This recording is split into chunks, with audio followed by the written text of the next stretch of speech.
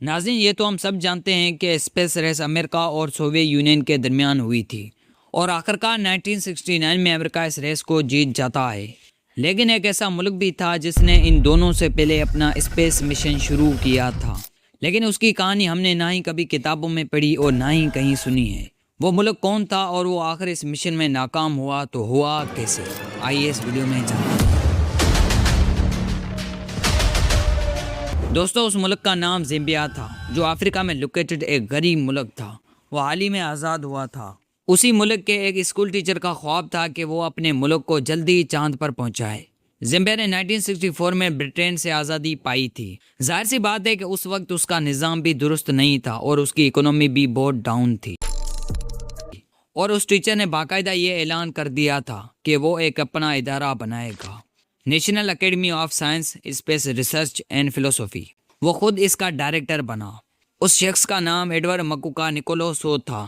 Edward 1919 میں برطانوی colony northern ریڈوسا میں پیدا ہوا اور برٹین نے اسے ورلڈ وار 2 میں ناردرن ریڈوسا ریجمنٹ میں بھرتی کیا۔ وہ سنگل کور میں سارجنٹ رہا اور جنگ کے دوران زبان کی مہارت کو کولونیل گورنمنٹ کے لیے ٹرانسلیٹر کے طور پر استعمال کیا۔ ایڈورڈ کا زیمبیا اسپیس پروگرام صرف ایک کاغذی منصوبہ نہیں تھا۔ اس نے وہاں کے لوکل رپورٹرز کو اپنے پروگرام کے بارے میں آگاہ کیا اور ایسٹرونٹس کو کس طرح ٹریننگ دی جائے، یہ لفظ وہ ان کے لیے استعمال کرتا تھا جو اسپیس میں جانے کی تیاری کر رہے تھے۔ اس نے ایسٹرونٹس نام اس وجہ سے رکھا تاکہ امریکہ اور سوویت یونین کے اسپیس پروگرامز کے ٹائٹلز کا مذاق بنایا جا سکے، لیکن جیسا وہ سوچ رہا تھا کہانی اس سے بالکل ہی مختلف تھی۔ اس کہانی کا سب سے ٹوسٹ تب آتا ہے جب اس کے پاس اپنا راکٹ ہی نہیں تھا جس سے وہ اس مشن کو ممکن بنا سکے، لیکن جیسے تیسے کر کے اس نے ایک اپنا راکٹ بھی بنایا جس کا نام ڈی-کالو-1 رکھا گیا، جو کہ 10 x 6 فٹ کی ڈرم کی شکل کا تھا اور اسے ایلومینیم اور کوپر سے بنایا گیا تھا۔ اس کے ایسٹرونٹس میں ایک لڑکی بھی شامل تھی۔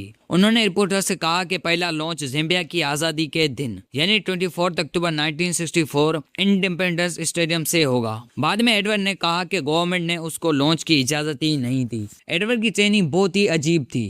وہ نوجوانوں کو ایک سلوپ پر 200 لیٹر کے بڑے ڈرم آئل میں رول کر کے ویٹلینیسس کی مشق کرواتے تھے، اور کبھی تو وہ انہیں درختوں سے رسی باندھ کر تیز جھولا جھولاتا تھا تاکہ فری فال یا مائکرو گریوٹی کا تجربہ ہو سکے، اور یہ لانچ ممکن بھی سمجھا گیا۔ اور حیرت انگیز طور پر ایڈورڈ نے 2 بلیاں بھی پیش کی۔ جی ہاں، ان بلیوں کو وہ مارس پر لے جانے کے لیے ٹرینڈ کر رہا تھا کہ پہلے وہ چاند پر جائیں گی اور بعد میں مارس پر، لیکن فنڈز کی کمی اور میڈیا کی محدود دلچسپی کے سبب زیمبیا اسپیس پروگرام قائم نہیں رہ سکا، جبکہ امریکہ اور سوویت یونین اپنے اسپیس ریسز پر اربوں ڈالر خرچ کر رہے تھے۔ ایڈورڈ کا یہ پروگرام اسپیس ریس کے سیٹلائٹ بھی تھا، جسے ایک حال ہی میں آزاد ملک کے کانٹیکس میں رکھا گیا۔ ایڈورڈ نے زیمبیا میں سائنسی ترقی اور عوامی خدمت کے لیے پولیٹیکل ایفرٹس بھی کی۔ انہوں نے 1972 میں ریٹائرمنٹ لی اور 1983 میں یونیورسٹی آف زیمبیا سے لاء کی ڈگری حاصل کی۔ آخرکار وہ اپنے اس خواب کو لے کر 4 مارچ 1989 کو اس دنیا سے رخصت ہو گئے